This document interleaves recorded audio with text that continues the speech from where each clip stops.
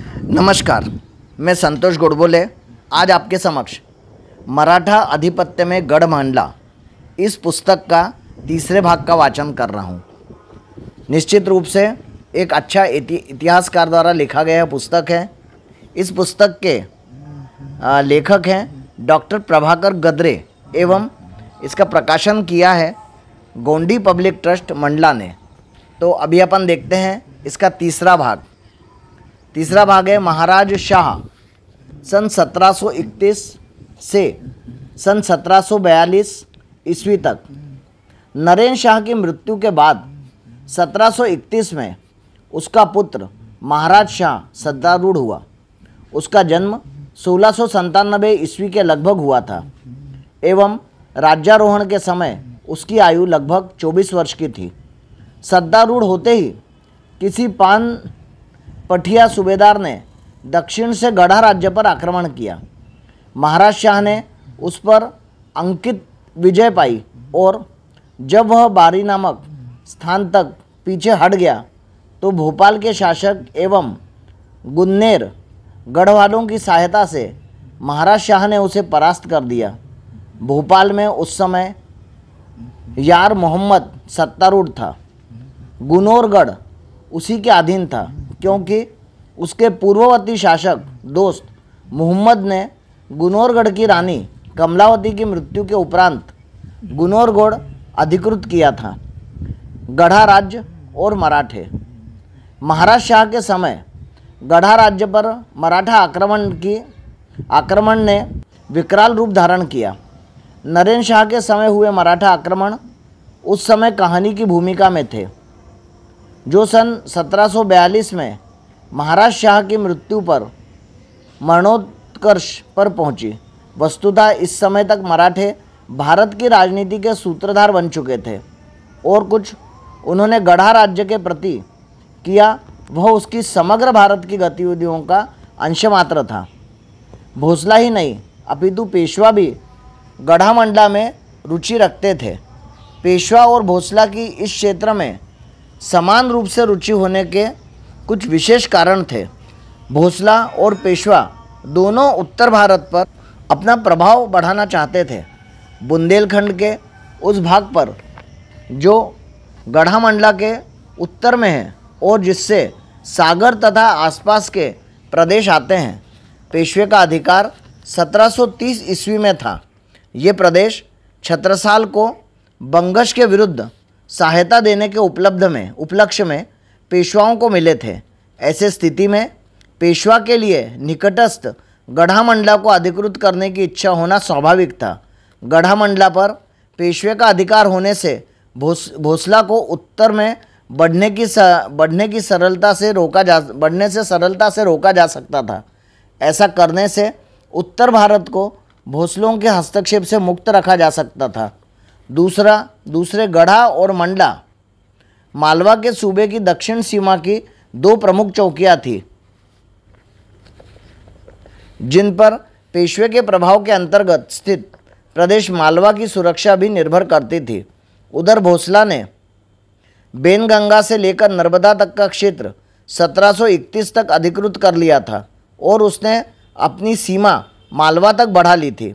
गढ़ा मंडला का राज्य उसका करद सामंत था और उस पर पेशवा की गिद्ध दृष्टि सहन नहीं कर सकता था कि इससे पेशवा भोसले के उत्तरी प्रदेश पर प्रभाव डाल सकता था। दूसरे सागर स्थित पेशवे की सेना को दक्षिण की ओर बढ़ने से रोकने के लिए और स्वयं भोसले का उत्तर भारत की ओर बढ़ने के लिए गढ़ा मंडला भोसले के लिए बड़ा सहायक सिद्ध हो सकता था। रघुजी भोसले का उदय। कान्होजी भोसले का विद्रोह, उनके गिरफ्तारी के बाद उनका भतीजा रघुजी भोसले का उत्तराधिकारी बना। 22 नवंबर 1733 ईस्वी में उसे सेना साहेब सूबा पर नियुक्त किया गया। कान्होजी का सारा सरंजाम रघुजी को सौंपा गया।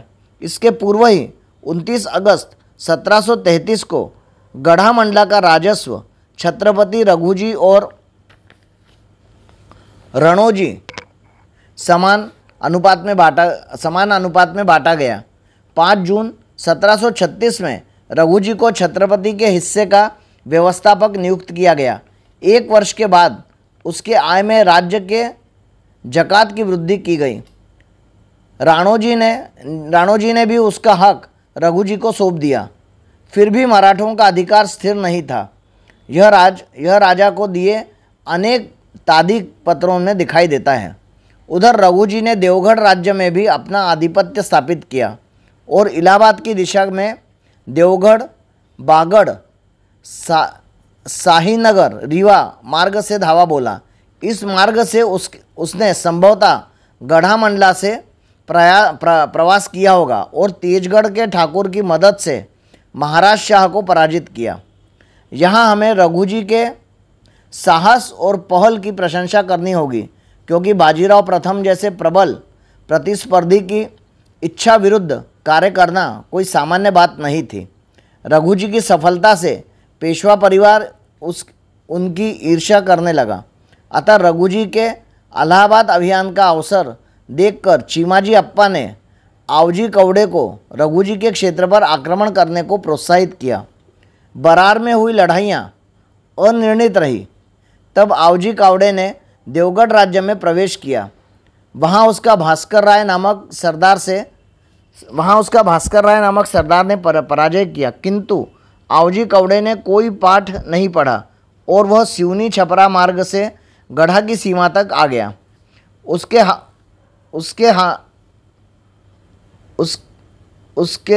हताजी सतकर को मंडला भेजा। गढ़ा की व्यवस्था कर सेना ताजी करने का उसका विचार था, किंतु बाजीराव तथा चिमाजी ने छत्रपति की आज्ञा के कारण उसे वापस बुलाया। मराठा सेना वापसी को स्थानिक वृत्तांतकारों ने गढ़ामंडला की विजय निरूपित किया। वस्तुतः आवजी कौड़े का आक्रमण रघुजी पेशवा महासंघर्ष का एक अंश मात्र था। इसी समय हुई एक घटना का उल्लेख भी मिलता है।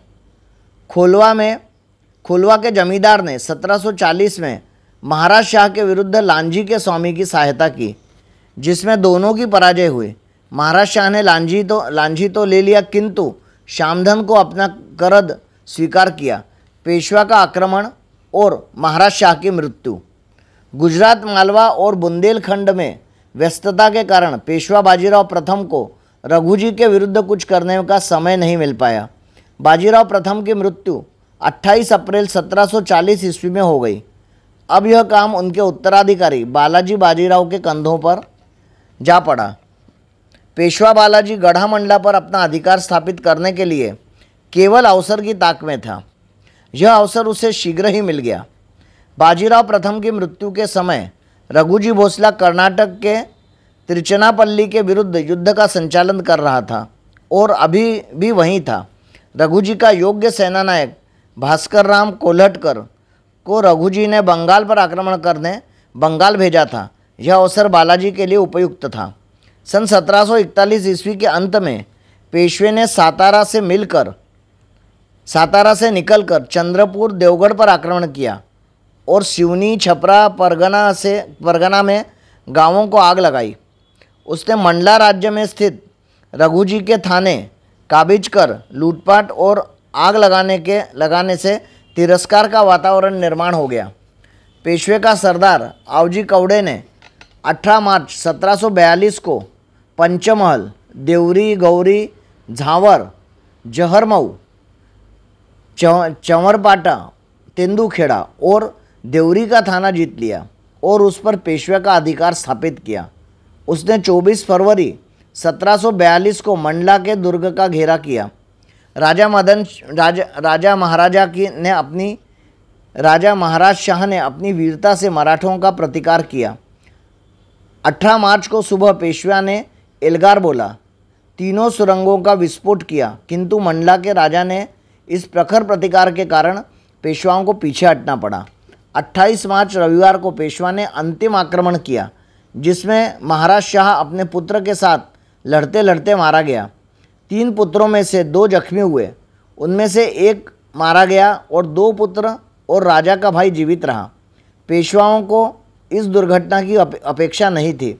गढ़ामंडला के राज्य को रघुजी के स्थान पर स्वयं का सामंत बनना पेशवा का उद्देश्य था, अतः उसने महाराज शाह के स्थान पर उसका पुत्र शिवराज शाह को राजपद पर स्थापित किया।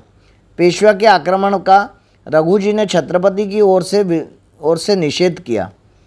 विविध महाराज शाह की 3 पत्नियां थीं।